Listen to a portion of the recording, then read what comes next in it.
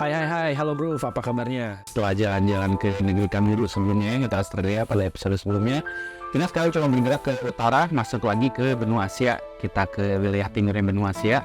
Sekarang juga kita akan membahas negara satu ini, di mana negara yang terkenal sebagai negara matahari terbit ini, dan juga tingkat disiplin warganya, kemudian teknologi yang tinggi dari manusianya. Kita juga akan mencoba membedah lagi sejarahnya, kemudian geografinya, politiknya. Dan tidak lupa cerita tentang sepak bolanya. Lalu kita berangkat ke The Land of the Rising Suns, Konnichiwa Nippon. Kita membahas letak geografis dari negara Jepang dulu ya. Di mana negara Jepang ini terletak di sebelah timur benua Asia, di mana merupakan rangkaian pulau-pulau besar yang memanjang dari barat ke timur dan juga agak menjorok ke utara ya, agak mengarah ke utara, di mana ada rangkaian beberapa kepulauan kecilnya yang ada di wilayah barat dan juga di selatan. Kemudian untuk batas-batasnya itu di utara itu berbatasan dengan Laut Okhotsk yang memisahkan antara Jepang dan negara Rusia. Kemudian ada juga perbatasan atau beberapa wilayah yang dulunya secara historikal merupakan bagian dari Soviet atau sekarang diambil oleh wilayah Rusia. Lalu di wilayah baratnya itu ada Laut Jepang atau disebut Laut Timur ya, kalau orang Cina nyebutnya Laut Timur gitu. Kemudian ada di agak selatannya itu ada Laut Cina Selatan. Lalu ada Selat Korea yang memisahkan negara Jepang dengan Korea dan juga berbatasan dengan semenanjung Korea jelas. Lalu di wilayah selatan itu ada Laut Filipina yang kalau agak sedikit jauh itu menyeberangi akan sampai ke negara Filipina. Kemudian di wilayah timur itu berbatasan langsung dengan Samudra Pasifik Utara atau the Northern Pacific Ocean. Untuk empat pulau besar itu ada empat, itu disebutnya pertama ada Pulau Kyushu, lalu ada Pulau Shikoku, ada Pulau Honshu dan Hokkaido di utara. Untuk kepulauan kecilnya ada Kepulauan Ryukyu yang ada di bawah di barat daya atau sering juga disebut sebagai Pulau Okinawa. Lalu di selatan ada namanya Kepulauan Moninampo atau yang sekarang disebut sebagai Kepulauan Ogasawara di wilayah Tenggara. Oke, untuk cerita tentang Jepang, kenapa sih bisa disebut sebagai negara matahari terbit, itu flashback ke sejarah itu di tahun sekitar 607 itu ada namanya Pangeran Shotoku, dia secara halus ya mengirim bersurat dengan penguasa di Cina itu dengan surat yang terkenal itu dimana di bawahnya atau di semacam notnya lah gitu ya, dimana dia mengatakan bahwa penguasa negara matahari terbit menyapa penguasa negara matahari terbit, dimana dia merupakan negara atau kerajaan dari timur dan menyapa kerajaan yang dari barat, ya terbit dari timur dan tenggelam di wilayah barat. Itulah pertama kalinya. Kemudian nama Jepang sendiri kalau di dalam bahasa Jepang ditulis menggunakan huruf kanji yang ditulis sebagai Nippon atau Nihon. Nah, kemudian nama Nippon dan Nihon ini diambil pada awal abad 8, di mana sebelumnya negara itu terkenal sebagai negara Wa kalau dari orang Cina. Nah, kemudian diubah menjadi Jepang pada tahun 797 dan ini diambil dari kata-kata Yamato atau orang-orang Yamato, makanya disebut sebagai orang Japan, ya Yamato atau Japan ya gitu. Dan Nippon dan Nihon juga sering digunakan oleh warga-warga Jepang sendiri ya. Dia menyebut dirinya sendiri sebagai yang orang-orang Nippon atau ya Nippon atau Nihon gitu. Ini karakter dari si tulisan Nippon sendiri itu berarti asal dari matahari ya, itu Land of Rising Sun atau negeri matahari terbit itu, dan merupakan sumber julukan yang populer dari negara barat. Sekarang kita lanjut ke timeline dari sejarah Jepangnya sendiri ya. Itu mulai dari Raspberry 38.000 sampai 40.000 tahun sebelum Masehi, di mana orang-orang yang sebelumnya menempati pulau Jepang ini masuk dari wilayah daratan Cina ataupun dari Rusia gitu. Kemudian bukti-bukti peradaban itu pendapat gue pertama itu buktinya di Gua Yamashita di Pulau Okinawa itu tercatat 30.000 tahun yang lalu. Lalu di Igisaki ini Gua Shiraru Sanetabaru di flashback ke 20.000 tahun yang lalu. Lalu untuk si kebudayaan sendiri atau misalnya sudah masuk ke sejarah itu pertama kali ada periode namanya periode Jomon. Itu sekitar 13.000 sebelum Masehi hingga 1.000 sebelum Masehi. Ini pertama kali didiami oleh bangsa pemburu dan pramu gitu ya. Itu di periode Jomon. Terus Jomon juga ditandai oleh pusat penelitian lain dari si Edward S. Morse, makanya disebut sebagai periode Jomon, di mana kebudayaan Jomon ini tercatat menjadi suatu kebudayaan tertua yang ada di wilayah Asia Timur. Lanjut setelah Jomon itu masuk ke periode Yayoi, itu berkembang di 1000 sebelum Masehi hingga 240 sebelum Masehi, di mana itu mulai berkembang budaya panik, kemudian budaya metalurgi, dan perkembangan teknologi ini mulai booming ya, dimulai dari teknologi pemintalan, perkayuan, kemudian kaca, dan juga seni arsitektur, di mana pada periode ini juga timbulnya beberapa kerajaan-kerajaan kecil. Nah, yang terkenal itu kerajaan Yamatai. Lanjut setelah periode Yayoi masuk ke periode Kofun, ini di 250 hingga 578 Masehi, di mana pulau Jepang sendiri mulai disatukan dalam satu wilayah dan sentralnya itu ada di Yamato. Nah, ingat tadi Yamato itu penyebutan untuk orang-orang Wa tadi, yang jadi orang-orang Jepang. Wilayah ini dia menguasai wilayah Kinai ya kalau sekarang ya, itu menguasai di Pulau Honshu, di Pulau Kyushu, di Pulau Shikoku juga. Dimana penguasa dari kerajaan Yamato ini memperbesar wilayahnya dengan cara ya militer paling gitu ya. Kemudian banyak klan-klan lokal yang juga bergabung dengan kerajaan Yamato, jadi agak sedikit besar nih mulai kerajaan Yamato ini. Dan tercatat dalam catatan sejarah juga pernah melakukan kontak dengan Cina yang tadi yang disebut dengan Five Kings of Wa, atau dalam catatannya itu ada Five Kings of Wa atau 5 raja dari Wa yang nanti refer menjadi raja-raja dari si Jepang itu. Kemudian masuknya juga teknologi dari si kerajaan Korea yang ada dari selatan atau wilayah baratnya. Lanjut ke periode Asuka. Setelah periode Ofen ini, yaitu terbenang dari 518 sampai 710, mulai masuknya agama Buddha dari kerajaan Korea atau kerajaan Naekje. Nah, kemudian yang sebelumnya sudah ada agama Shinto itu mulai berasimilasi antara Buddha dan Shinto. Lalu Kaisaran Jepang yang sebelumnya itu kemudian memindahkan ibu kotanya ke Asuka. Nah, makanya sekarang disebut periode Asuka. Nah, kemudian yang memimpinnya sendiri adalah Pangeran Shotoku yang tadi di awal kita membicarakan negeri matahari terbit itu. Dimana Pangeran Shotoku ini berasal dari klan Shoga yang beragama Buddha dan memimpin Jepang lumayan agak lama lah di periode ini. Kemudian terbitnya tadi artikel 17 yang oleh Shotoku, di mana itu mulai hukum pertama yang mengatur warga-warga Jepang. Setelah itu klan Sunda yang dipimpin oleh Shotoku mulai dikikis atau mulai diturunkan oleh klan saingannya ya, itu Pangeran Naka dan Fujiwara no Kamatari dari klan Fujiwara. Nah, berganti kepemimpinan lah ya. Setelah itu mulailah terbitnya reformasi agraria di Jepang dengan inspirasi dari paham-paham Confucius yang ada di Cina mulai diserap di Jepang, di mana ini mulai menasionalisasi tanah-tanah Jepang sesuai dengan pemikiran-pemikiran dari Confucius gitu. Lalu pada periode ini juga melekatkan budaya Buddha yang ada di kerajaan Jepang. Kemudian mulai didirikan kuil Buddha yang terkenal, yaitu kuil Buddha Horyuji, yang merupakan salah satu bangunan atau salah satu tempat ibadah umat Buddha yang terbuat dari kayu atau ya tertua ya, bangunan tertua yang dibuat oleh kayu. Terus setelah tadi periode Asuka, periode Nara ini ibu kota ini mulai dipindahkan dari Heijō-kyo tadi, dan mengikuti dari segi struktural dan sebagainya itu ilmu dari Cina ya, atau di kota Chang'an. Kota Chang'an itu di ibu kota dinasti Tang itu yang ada di Cina. Lalu mulailah terbit literatur yang terbaru di mana adanya buku Kojiki atau tentang legenda dan mitologi dari Jepang itu mulai dibukukan. Dan selain itu ada juga buku dari Nihon Shoki, itu tentang sejarah Jepang dari zaman sebelum hingga dibukukan menjadi suatu karya literatur. Dan Jepang juga mengalami berbagai macam bencana alam, sehingga mengurangi beberapa populasi yang ada di Jepang pada saat itu. Kemudian agama, kemudian budaya semakin berkembang dan dibangun juga ke Taijin. Lanjut ke periode selanjutnya, ke periode Heian, itu di 794 sampai 1985. Ini mulai ibu kota dipindahkan lagi ya, di mana pemimpin itu memindahkan lagi si ibu kotanya, memindahkan ibu kota ke Nagaoka-kyo. Kemudian pindah lagi ke Heian-kyo, yang sekarang nanti atau nantinya akan dikenal sebagai kota Kyoto.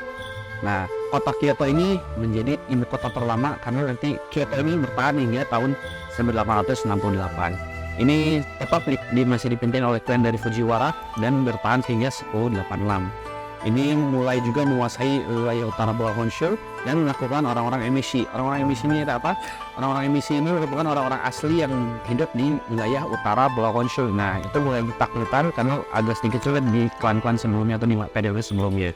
Lalu mulailah perebutan kekuasaan antara Shirakawa dan Shotoku, dan juga menimbulkan satu pemberontakan yang terkenal disebut dengan pemberontakan Heiji pada tahun 1960. Setelah era ini, mulai masuklah namanya feodalisme Jepang atau sistem pembagian kelas atau misalnya kelas sosial itu di Jepang. Itu dimulai dengan terbitnya periode Kamakura. Ini berlaku dari 1985 hingga 1333. Di mana dipimpin oleh Minamoto no Yoritomo sebagai pendiri keshogunan. Nah, feodalisme di Jepang ini terkenal dengan pemimpinan pemerintahan yang dipimpin oleh shogun atau shogunan gitu ya. Jadi satu daerah dikuasai oleh satu shogun atau satu pemimpin lokal lokal clan gitu. Kemudian si yang tadi Yoritomo itu menjadi pendiri keshogunan Kamakura dan menjadi pemimpin pertama yang mengadopsi sistem militer di kerajaan Jepang. Lalu setelah feodalisme diterapkan, seperti tadi saya bilang, dimana kekuasaan terbagi berdasarkan tanah dan wilayah yang tunduk kepada satu keshogunan. Kemudian kerajaan-kerajaan kecil lainnya yang dipimpin oleh klan kecil itu mereka bergantung ke keshogunan yang lebih besar untuk mencari power. Kemudian 1921 itu terjadi perang Yokyo di mana pemerintah atau tidak menyukai kesombongan sistem persaudaraan tapi tetap kalah oleh shogunnya itu sendiri. Kemudian tahun 1274 dan 1281 mulai Jepang ini mulai diinvasi oleh orang-orang Mongol dari Cina daratan. Rencananya sih ingin menguasai Jepang, namun dari 2 kali invasi yang terjadi itu tidak berhasil dan Mongol harus kembali ke tanahnya di wilayah daratan Cina di tengah. Kemudian Jepang setelah mengalami invasi tadi mengalami periode kemakmuran dan populasi yang tadi sebelumnya menurun sekarang mulai beranjak menaik termasuk juga dari sisi ekonominya. Dan agama Buddha juga menjadi populer di kalangan para elit atau di kalangan nobel tuh ya, di kalangan priai ya. Kemudian Buddha Zen juga mulai dianut oleh para bangsa atau bangsa samurai lah. Samurai itu apa ya? Semacam salah satu kelas juga ya, kelas sosial gitu ya, di mana dia bekerja untuk shogun. Setelah masa itu masuk ke periode Muromachi itu di 1333 hingga 1568. Di periode ini panik kesombongan yang menguasai wilayah Jepang itu mulai menurun dan terjadi perang saudara di Jepang itu di 1467 itu ada namanya perang Onin, di mana perang saudara ini menciptakan shogun-shogun yang berkuasa tapi tersebar ya si kekuasaannya dan mengakibatkan kota yang tadi Kyoto itu dihanguskan oleh gara-gara dari perang si Onin War tersebut. Lalu Jepang terbagi menjadi ratusan negara-negara kecil, di mana negara kecil ini sekarang dipimpin oleh namanya itu daimyo. Daimyo ini ya namanya raja-raja kecil ya, dia memimpin wilayah-wilayah yang ditinggalkan oleh si shogun pada periode sebelumnya. Nah di masa ini juga daimyo tadi juga memiliki sentimen antar daimyo lainnya ya. Selain untuk meraih kekuasaan yang lebih besar atau wilayah yang lebih besar, juga mereka saling bersekutu ataupun bermusuhan satu sama lain. Nah, bolehlah di sini tuh hadirnya atau mulai populer yang namanya ninja. Atau ninja ini biasanya disewa oleh daimyo itu untuk membunuh orang-orang penting yang ada di wilayah lain. Nah, ninja mulai populer pada periode ini. Nah, kemudian tahun 1543 ini mulailah kedatangan orang-orang atau dari Portugis itu mulai melakukan kerjasama dengan orang Jepang, dan catatan pertamanya itu pada tahun 1543 itu si Portugis mulai mendarat di Pulau Tanegashima. Nah, orang Portugal itu mendarat ya tujuannya apa? Selain berdagang atau mencari bahan baku ya atau bahan-bahan yang bisa dijual di Eropa nanti. Nah, di semenjak Portugal itu mendarat di Tanegashima ini, ternyata orang-orang Jepang ini mulai melakukan pertukaran teknologi, kemudian perdagangan, budaya juga, dan mulai kasih orang Portugal ini mengenalkan apa yang disebut dengan muskets atau senapan musket gitu. Nah, senapan musket ini merupakan salah satu titik balik dari pemodelan si persenjataan di Jepang. Nah, di mana senapan musket itu mulai populer juga untuk masuk ke daimyo tadi dan mengakibatkan perang sipil lebih besar. Karena menurut catatan di sini ada 300.000 musket yang pernah diperjualbelikan oleh pedagang Portugal ke daimyo yang ada di Jepang. Nah, terus selain tadi bidang militer, di bidang agama juga ini masuknya Franciscus Xaverius atau Santo Francis Xavier itu mendarat di Kyushu dan menyebarkan agama Kristen, sehingga agama Kristen ini mulai populer di Jepang pada periode ini. Nah, kemudian karena tadi terjadi banyaknya perang sipil di Jepang, sehingga sendi-sendi sosial mulai belia karena perang saudara ini, dan orang-orang Portugal ini bisa memecah beberapa daimyo yang ada di Jepang gitu.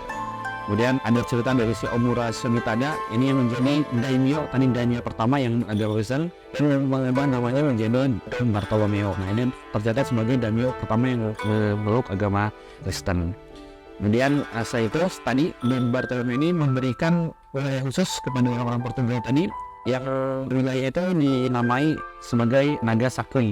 Nah, Nagasaki ini nanti kedepannya itu akan menjadi suatu kota besar yang disebut dengan Nagasaki gitu. Lalu pada masa ini juga Jepang juga secara politik dipimpin secara de facto-nya itu dipimpin oleh 2 penguasa ya. Pertama tadi ada Oda Nobunaga yang memanfaatkan tadi teknologi senjata dan taktik dari Eropa untuk menguasai daimyo yang kecil dan menjadi salah satu orang yang berjasa dalam penyatuan Jepang. Selain itu ada Toyotomi Hideyoshi, ini juga menyempurnakan tadi penyatuan dari Oda Nobunaga pada 1590 dan sempat melakukan invasi ke Korea namun gagal pada tahun 1592 dan 1597.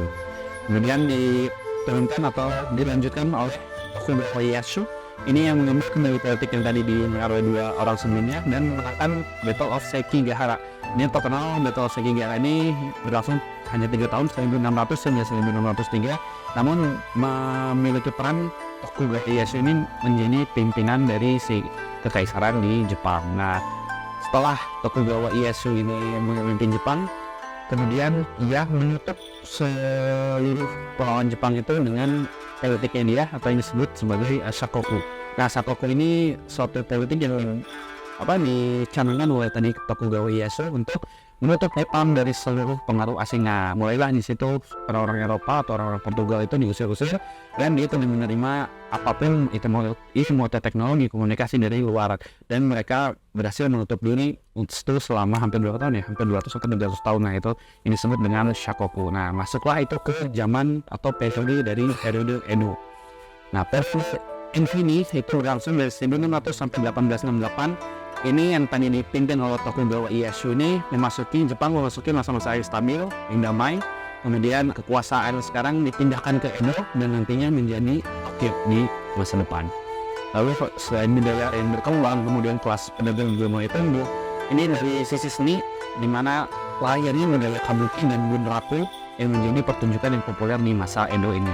Kemudian selain musik dan puisi juga ya gitu. Kemudian berkembang juga ajaran neo-konfusianisme atau Konfusius baru gitu ya, Konfusius baru yang berpengaruh ke sisi pemerintahan, di mana masyarakat, nah ini mulai lagi dibagi oleh beberapa kelas sosial pada periode Edo ini, di mana mulailah kesogunan udah nggak ada atau yang udah nggak laku gitu ya. Kemudian tanda-tanda dari si kesogunan ini melemah itu ya karena tadilah dipimpin oleh si Tokugawa Ieyasu ini, di mana banyak juga ya kecil juga yang memberontak yang terhadap si Tokugawa Ieyasu ini. Kemudian selain itu setelah tertutup ini sebenarnya ada beberapa ilmu atau beberapa buku, beberapa literatur yang masuk, dan beberapa rakyat mungkin berpikir bahwa kayaknya Jepang ini harus mulai melakukan pemodernan ya, kalau udah begitu lama dia menutup diri dari dunia luar. Nah, ini mulai masuk literatur Belanda yang disebut dengan Rangaku. Nah, Rangaku ini dimana era di Jepang mulai mempelajari budaya Barat kembali, sehingga beberapa literatur masuk dan mulai merasuki beberapa sendi sosial Jepang, dan akhirnya berpikir untuk kita harus membuka diri. Nah, kejadian itu tahun 1853 itu dimana mulai kapal Amerika ini mendarat di Jepang dengan tujuannya itu untuk membuka tadi kebijakan Shakoku tadi, yang menjadi intinya mah Jepang ayolah kita membuka diri lagi ke dunia, dimana si keterbukaan ini banyak juga ya pro kontra antara si rakyatnya dengan yang berkuasa, sehingga terjadi sedikit clash lah ya. Nah, kemudian di masa Kaisar Meiji ini, Meiji ini kaisar nanti akan memimpin di periode selanjutnya, ini mulai menerbitkan kebijakan untuk menyelesaikan atau membuka diri politik dari si Shakoku ini. Nah, masuklah Jepang ke periode Meiji. Periode Meiji ini periode di mana Jepang dipimpin oleh Kaisar Meiji. Tadi Shikoku mulai dibuka. Kaisar Meiji ini juga selain memindahkan seluruh keluarganya ke Edo, dia juga merubah nama Edo itu menjadi namanya Tokyo, yang sekarang dikenal sebagai ibu kota juga, ibu kota Jepang. Tokyo sendiri artinya sih Eastern Capital atau ibu kota timur, ibu kota di timur, karena Kyoto itu kalau saya ibu kota di wilayah barat. Kemudian dalam periode ini Kaisar Meiji ini dibantu oleh oligarki gitu, ini untuk memodernkan Jepang, karena mulai terbuka ya Jepang itu, kemudian ingin menjadikan Jepang sama di hadapan kekuatan barat. Nah, di masa ini juga mulai dihapuskan kelas-kelas sosial, mengganti sistem daimyo tadi dengan sistem prefektur yang nanti akan dikenal sebagai ya provinsinya di Jepang. Terus memodernkan Jepang dengan mengenalkan rel kereta api, kemudian adanya telegram, kemudian adanya sistem pendidikan diperbarui, merekrut advisor dari dunia barat untuk membantu dalam hal tadi pendidikan, transportasi, terus pertambangan, perbankan, hukum, militer. Nah, beberapa titik-titik strategis di Jepang dia tidak perlu untuk belajar ke barat. Nah, kemudian mulai diadopsi juga kalender Gregorian yang sekarang dipakai modern ya. Nah, dia pakai kalender khas Jepang ya. Kemudian pakaian barat juga mulai dipakai oleh di restorasi Meiji ini. Kemudian mulai lahir gerakan sisi politik, khususnya demokrasi ya. Lalu pemberlakuan konstitusi baru yang diinisiasi oleh tadi konstitusi Meiji, dan membentuk DPR baru atau semacam perwakilan rakyat yang memiliki sistem perdana menteri, dan mulai dipilih perdana menteri pertama di era Meiji ini yang dipimpin oleh Ito Hirobumi. Nah, pemilihan DPR itu selain keterbukaan demokrasi, di sini kekuasaan juga masih dibatasi ya. Jadi intinya mah kaisar masih memegang peran penting dalam pengambilan keputusan secara politik. Karena hanya 2% dari populasi yang bisa memilih pada saat itu, karena kalau salah hanya kalangan dewasa dan laki-laki yang boleh memilih di Dewan Perwakilan Rakyat di Jepang tersebut. Pada era Meiji ini juga nasionalisme Jepang juga dipengaruhi oleh agama Shinto yang menjadi agama resmi dari negara Jepang. Kemudian di mana hal tersebut menjadikan kaisar menjadi representasi dari tuan atau dewa dari si Shinto tersebut gitu. Dengan tahun 1871 pada era ini mereka mencoba menginvasi ke Taiwan dan menguasai beberapa wilayah yang ada di Taiwan. Tahun 1877 juga mereka mengalami pemberontakan Satsuma. Ini dimotori oleh para samurai yang memang berhasil digagalkan. Kemudian militer juga mengambil peran besar dalam memperluas wilayah Jepang, di mana mereka mulai menguasai Pulau Hokkaido, kemudian mencaplok kerajaan Ryukyu dari tadi selatan. Lalu meloncat ke 1894, Jepang mulai bersetel wilayah dengan negara tetangganya Cina. Nah, ini dikenal dengan First Sino-Japan War atau Perang Cina-Jepang pertama. Lalu tahun 1904 ini yang agak menggebrak dunia, di mana Rusia mendeklarasikan perang terhadap Jepang dan Jepang diakui menang di situ, menang melawan Rusia dan menjadi kemenangan Jepang pertama di internasional melawan kekuatan besar terhadap Kingdom of Rusia gitu. Nah, menjadi penanda bahwa Jepang mulai dilihat sebagai kekuatan militer Asia. Dan tahun 1905 Korea juga menjadi wilayah protektorat atau meminta bantuan dari Jepang. Dan di masa ini juga menjadikan Jepang menjadi kekuatan industri di wilayah Asia khususnya atau di dunia pada umumnya gitu ya.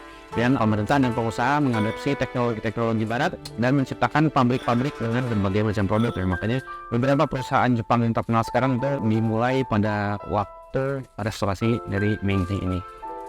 Tahun 1927 tercatat bahwa Tokyo Metro Train itu atau sistem perkereta apian di Tokyo itu sudah dimulai pada tahun 1927 dan juga populasi mulai bergerak yang dulunya down atau low menjadi tercatat sekitar 52 juta pada tahun 1915.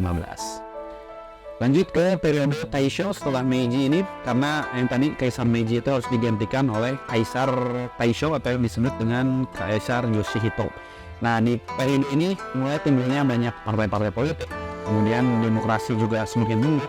Dan juga beberapa kebijakan politik banyak dilahirkan di periode ini, di mana Jepang juga mengikuti atau terlibat dalam Perang Dunia Pertama dan menjadi pihak sekutu atau dia melawan Jerman. Kemudian setelah kemenangan sekutu di Perang Dunia I, Jepang mewarisi beberapa wilayah yang dihadiahi karena menang perang ya. Itu mendapatkan beberapa koloni di Pasifik, rata-rata beberapa pulau dan beberapa wilayah yang ditinggalkan oleh Jerman pada Perang Dunia Pertama. Dan Jepang juga menjadi anggota dari Liga Bangsa-Bangsa yang embryonya dari PBB. Setelah itu lanjut ke periode Showa. Nah, periode Showa ini tadi yang Kaisar Taisho itu atau Yoshihito itu digantikan oleh Kaisar Hirohito. Nah, Kaisar Hirohito ini berkuasa di Jepang hingga sekitar 63 tahun lah. Kayak lumayan lama lah dalam memimpin suatu kerajaan. Dimana pada periode ini pada tahun 1941 Jepang menginisiasi penyerangan terhadap Pearl Harbor. Pearl Harbor ini semacam pelabuhan atau tempat berdiamnya tentara Amerika, dan mereka terkenal dengan kamikaze-nya itu. Nah, sehingga mengakibatkan Amerika menjadi ikut serta di Perang Dunia Kedua, di mana Jepang juga mencaplok beberapa negara yang ingin ditinggali oleh Amerika, oleh Belanda, oleh UK. Nah, di sini kebijakan Jepang pada saat ini tuh banyak diprotes sama dunia karena menganggap Jepang sebagai negara yang superior, negara yang fasis terhadap negara-negara kecil yang berada di sekitar wilayahnya. Dimana kalau misalnya ini Jepang pernah juga mencaplok Filipina, mencaplok Malaya juga yang dulu dikuasai oleh UK, kemudian Hong Kong juga, kemudian Singapura juga pernah dicaplok sama dia, dan Myanmar dan juga Indonesia, karena Indonesia juga pernah tercatat sebagai jajahan dari Jepang pada periode ini. Kemudian mereka harus kalah di Perang Dunia Kedua karena akibat dari pengeboman Hiroshima dan Nagasaki itu. Kalau temanya itu di 6 Agustus 1945 bom nuklir di Hiroshima jatuh dan membunuh sekitar 70.000 orang. Lalu tanggal 9 Agustusnya justru Soviet yang menyatakan perang pada Jepang, dan tanggal 14 Agustus Jepang menyerah kepada sekutu dan diumumkan langsung oleh Kaisar Hirohito, salah satu radio kuasa di Jepang. Kemudian setelah menyatakan perang, inilah masa-masa Jepang menata ekonomi dia kembali. Kemudian dia fokus ke ekonomi, di mana dia menjadi produsen dari mobil dan elektronik di dunia. Kemudian menjadi anggota PBB juga di tahun 1956. Menyelenggarakan Olimpiade tahun 1964. Kemudian pada tahun 1954, nah karena efek dari Perang Dunia Kedua itu dia kalah, maka Jepang tidak boleh memiliki tentara atau angkatan bersenjata. Nah, mereka membolehkan memiliki angkatan senjata hanya untuk military self-defense atau pertahanan diri. Nah, ini terkenal dengan namanya JSDF atau Japan Self-Defense Force, di mana militer Jepang ini hanya bertugas defensif untuk menjaga kedaulatan Jepang saja, tinggal untuk menyerang atau dan diperuntukkan untuk angkatan bersenjata yang bersifat agresif. Itulah namanya JSDF. Setelah itu masuk ke periode Heisei, karena tadi Kaisar Hirohito harus mangkat atau harus turun tahta dan digantikan oleh namanya Kaisar Akihito. Nah, di sini mulai economic meddling karena periode 1989 sampai 2019 itu mulai ekonomi Jepang sangat meningkat gitu ya. Kemudian puncak populasi Jepang ini terjadi pada tahun 2008 di mana menyentuh angka 128 juta. Kenapa menjadi puncak? Karena setelah itu populasi Jepang mulai mengalami penurunan jumlah dari populasi gitu. Dan ya Japanese pop culture mulai berkembang dari mulai video game, kemudian animasi, manga, ya yang disebut sebagai J-pop culture lah ya. Setelah itu masuk ke periode Reiwa atau periode 2019 sampai sekarang. Nah, periode ini dipimpin oleh Kaisar Naruhito, ini anaknya tadi dari Akihito, melepaskan jabatan pada Mei 2019. Nah, kemudian ya kalau ininya mungkin event-eventnya mungkin tahun 2020 kemarin Jepang menyelenggarakan Olimpiade pada tahun 2020. Nah, kalau bicara tentang kaisar atau raja pasti ada yang berkekuasaan satu tingkat di bawahnya. Nah, Jepang memiliki perdana menteri atau yang berkuasa untuk sistem pemerintahannya itu sejak 1885, di mana perdana menteri yang terkenal itu saya catat atau ada tadi perdana menteri pertama Ito Hirobumi, kemudian ada Hideki Tojo itu yang semasa Perang Dunia II kalau salah. Nah, kemudian ada Shigeru Yoshida, Ryutaro Hashimoto, Junichiro Koizumi, Shinzo Abe, Naoto Kan, dan yang terakhir itu Fumio Kishida. Oke, lanjut ke sistem administrasi yang ada di Jepang ya. Nah, Jepang itu terdiri dari 47 prefektur, di mana 47 prefektur ini terbagi oleh namanya itu Ken, kemudian Te, Udo, dan Sud. Nah, kita jelaskan ya. Untuk prefektur Ken ini sendiri ya prefektur biasa, terdiri dari 43 prefektur. Ya, terbagi oleh beberapa region juga, itu ada region Tohoku, region Kanto, region Chungju, region Kansai, region Shigoku, region Shikoku, region Kyushu. Nah, setelah itu ada juga di Urban Prefecture, itu namanya Prefektur Fu, itu terkenal oleh dua kota yang besar di Jepang. Itu pertama adalah kota Osaka, dan kedua adalah Prefektur Kyoto. Untuk satu sirkuit atau satu do itu yang terkenal, itu satu pulau besar, itu satu prefektur, itu namanya Prefektur Hokkaido. Lalu ada satu to atau satu metropolis, atau metropolis ini yang terkenal karena the Greater City, salah satu kota terbesar di dunia itu dimiliki oleh satu prefektur ini namanya Prefektur Tokyo. Kalau untuk 43 atau 47 prefekturnya ini nanti bisa disebutkan satu-satu ya. Oke, untuk prefektur atau 47 prefektur itu saya akan coba sebutkan ya. Dari region Tohoku itu ada prefektur Aomori, Iwate, Miyagi, dan lain-lain. Kemudian ada region Kanto itu ada Ibaraki, Tochigi, Ginma, Saitama, dan lain-lain. Ada region Chungju itu ada Niigata, Toyama, Ishikawa, Fukui, dan lain-lain. Ada region Kansai itu ada Mie, Shiga, dan Hiro, dan lain-lain. Region Shigoku itu ada Tottori, Shimane, Okayama, Hiroshima, Yamaguchi. Dari region Shikoku itu ada Tokushima, Kagawa, Ehime, Kochi. Dari region Kyushu ada Fukuoka, Shada, Nagasaki, dan lain-lain. Tuh. Kemudian untuk tadi dari region itu kan untuk luas ya, luas wilayah Jepang. Nah, luas wilayah Jepang itu tercatat itu sebesar atau seluas 377.975.000 km persegi. Di mana tadi ibu kotanya dari Kyoto pindah ke sekarang namanya Tokyo. Untuk bentuk pemerintahannya sendiri itu secara internasional disebut sebagai Unitary Parliamentary Constitutional Monarchy atau Parlemen Unitari Monarki Konstitusional atau kerajaan yang bersifat konstitusional dan diwakili oleh parlemen yang bersifat uniter atau satu. Lalu tadi kaisarnya itu dipimpin oleh Kaisar Naruhito yang terbaru. Kemudian untuk perdana menterinya dipimpin oleh Fumio Kishida. Untuk jumlah penduduknya itu sekitar 125.416.877 juta penduduk yang mengalami decline tadi dari 2008 sampai sekarang. Kemudian untuk etnis yang banyak ke sana karena hampir 98% Esan itu ya orang-orang Jepang atau orang-orang Yamato gitu ya, dan yang merupakan etnis dominan yang ada di negara Jepang, karena sisanya itu hanya 2% itu ya berbagai macam negara atau berbagai background gitu ya. Nah, dimana kalau yang uniknya sendiri sih di sini ada beberapa minoritas yang ada di Jepang, dimana ada pembagian itu. Pertama ada orang-orang Ainu. Orang-orang Ainu ini dia menempati pulau Hokkaido di utara, itu berjumlah sekitar 25.000 orang. Itu menempati selain di Hokkaido itu ada di Sakhalin Oblast atau di wilayah Rusia, kemudian di Kamchatka Krai sama di Rusia juga, dan Khabarovsk Krai. Ini dimana orang-orang Ainu ini memiliki bentuk atau ya selain budaya yang agak sedikit berbeda dengan orang-orang Yamato di selatan, dia memiliki bentuk wajah dan juga beberapa ya keunikan di wajahnya, selain dia memiliki culture yang berbeda guys yang tadi. Jadi Ainu ini merupakan penduduk asli dari tanah yang mengelilingi laut Oshok tadi, termasuk tadi Hokkaido. Oke, nah itulah untuk si orang-orang Ainu. Lalu ada juga orang-orang Ryukyu, ini sekitar 2,2 juta, dan mereka menempati orang-orang atau kepulauan tadi, kepulauan Okinawa dan Kagoshima. Itu nama etnis ini sebenarnya berasal dari nama Cina, itu disebut sebagai Ryukyu atau Ryukyu, ini orang-orang yang berbatasan dengan Taiwan di wilayah selatan. Kemudian ada orang-orang Danin. Orang-orang Danin ini orang-orang tadi yang di Ogasawara.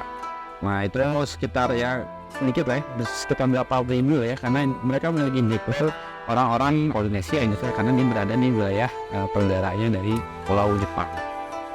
Selain itu ada juga sebutan untuk hafu atau half gitu ya, half untuk setengah gitu ya, dimana orang-orang Jepang ini memiliki background hasil perkawinan campuran. Nah, hasil ini terbagi lagi. Itu pertama ada Ainoko. Ainoko ini adalah orang Jepang yang benar orang Jepang. Kemudian ada Daburu atau Dabel, dimana orang-orang hafu juga, tapi disatukan dengan budaya yang berbeda. Lalu ada Konketsuji. Konketsuji ini orang campuran, nah orang Jepang satu dengan orang Korea non Jepang satu. Nah ini sebagai agak sedikit negatif lah ya kalau si Konketsuji. Kemudian ada kuota. Kuota ini dari quarter atau seperempat lah ya. Jadi ada perkawinan atau perkawinan campuran hanya memiliki seperempat ya. Bisa jadi seperempat itu dari negara-negara lain atau dari si Jepang itu sendiri. Lalu ada Afroasia. Ya, Afroasia ini orang-orang Jepang yang menikah dengan orang-orang dari Afrika. Kemudian ada Amerasian, ini orang-orang Jepang yang menikah dengan orang Amerika akibat dari perang yang terjadi pada tahun 1945. Tuh, kemudian ada orang Eurasia. Eurasia orang-orang Jepang yang menikah dengan orang Eropa. Dan yang terakhir adalah Mesticho di Japones atau orang-orang Mestiko atau orang-orang Amerika Selatan yang menikah dengan orang-orang Jepang. Itulah beberapa kategori dari Hafu atau half Japan, half other world. Kemudian untuk agama yang ada di Jepang, sebenarnya Jepang tidak memberikan agama resmi gitu.